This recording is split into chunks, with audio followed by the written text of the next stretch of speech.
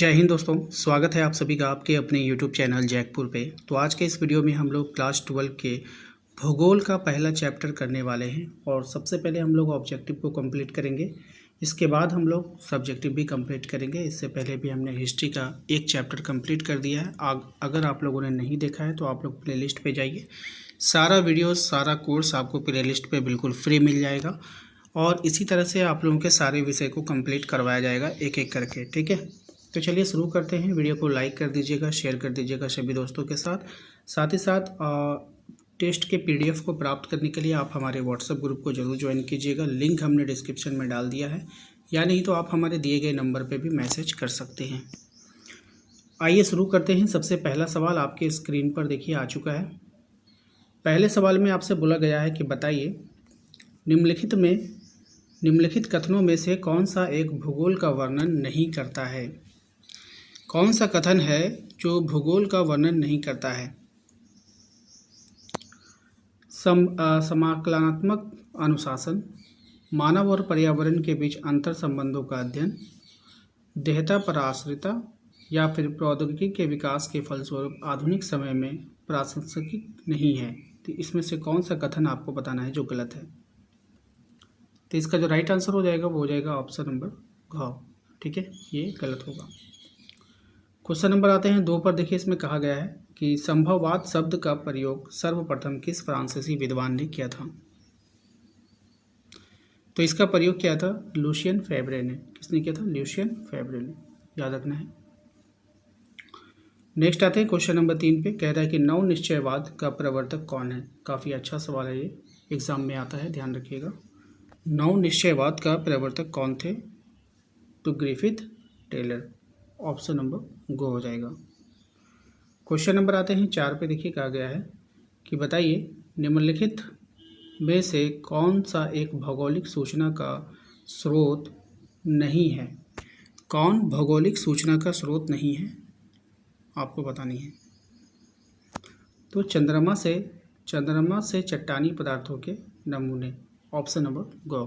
ठीक है, question number आते हैं 5 में। देखिए कहा गया है कि एंथ्रोपोजियोग्राफी नामक पुस्तक किसने लिखी? तो ये लिखा था फ्रेडरिक रेट जेल ने, ऑप्शन नंबर घ हो जाएगा। आइए अगले सवाल पे आते हैं। हमारा अगला सवाल है कि जियोग्राफी शब्द का प्रयोग सबसे पहले किसने किया है? तो जियोग्राफी शब्द का प्रयोग सबसे पहले किया है इरेटोस्थेनीज ने, ऑप्शन नंबर ख हो जाएगा। क्वेश्चन नंबर आते हैं 7 पे। कहा गया है कि रुको और जाओ शब्द का संबंध किस विचारधारा से है? तो इसका संबंध है नव निश्चयवाद के विचारधारा से, ऑप्शन नंबर घ हो जाएगा।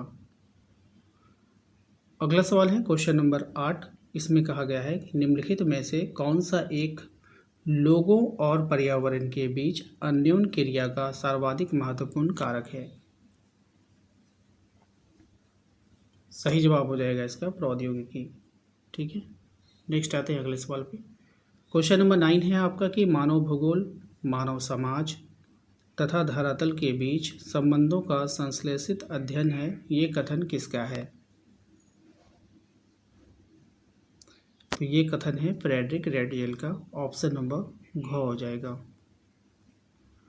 क्वेश्चन नंबर आते हैं 10 पे। क्वेश्चन नंबर 10 में कहा गया है कि निम्नलिखित में से कौन सा एक मानव भूगोल का उपागम नहीं है? सही जवाब हो जाएगा मात्रात्मक क्रांति। कौन नहीं होगा? मात्रात्मक क्रांति नहीं होगा। क्वेश्चन नंबर 11 है आपका कि फ्रेडरिक रेडजेल की शिष्या का नाम बताइए। तो इसकी जो शिष्या थी उसकी नाम था कुमारी एलन सैम्पल। ठीक है, नेक्स्ट आते हैं क्वेश्चन नंबर 12। कह रहा है कि आर्थिक भूगोल में किस उपक्षेत्र को सम्मिलित नहीं करते हैं? तो सांस्कृतिक भूगोल को सम्मिलित नहीं करते हैं। नेक्स्ट है क्वेश्चन नंबर 13 है आपका, यहाँ पे ध्यान दीजिएगा। इसमें कहा गया कि संभववाद की अवधारणा में किस घटक को ज़्यादा महत्वपूर्ण माना गया है? तो संभववाद की जो अवधारणा है इसमें मानवीय घटक को ज़्यादा महत्वपूर्ण माना गया है। नेक्स्ट है मार्क्स के सिद्धांत का उपयोग किस विचारधारा के अंतर्गत किया गया है? सही जवाब होगा अमूलवादी अथवा रेडिकल विचारधारा के अंतर्गत। ठीक है, क्वेश्चन नंबर आते हैं हम लोग 15 पे। क्वेश्चन नंबर 15 में देखिए कह रहा है कि 1990 का दशक भूगोल के किस उपागम के लिए जाना जाता है? 1990 का दशक भूगोल के किस उपागम के लिए जाना जाता है? सही जवाब होगा आधुनिकीकरणवाद के लिए जाना जाता है। ऑप्शन नंबर क हो जाएगा। तो ये था हमारा पहले चैप्टर का ऑब्जेक्टिव क्वेश्चन आंसर। इसके बाद हम लोग सब्जेक्टिव क्वेश्चन आंसर करेंगे। सारा का सारा बिल्कुल फ्री में होगा, कोई भी आप लोगों को फीस यहाँ पे नहीं लगने वाला है, इसलिए चैनल के साथ जुड़े रहिए, चैनल को सब्सक्राइब कर लीजिए और साथ ही साथ आप हमारे व्हाट्सएप ग्रुप को ज़रूर ज्वाइन कर लीजिएगा। लिंक हमने डिस्क्रिप्शन में डाल दिया है, या नहीं तो आप हमारे दिए गए नंबर पर जब मैसेज करेंगे तो आपको भी लिंक उपलब्ध करवा दिया जाएगा। तो चलिए मिलते हैं नेक्स्ट अगले वीडियो में। Thank you.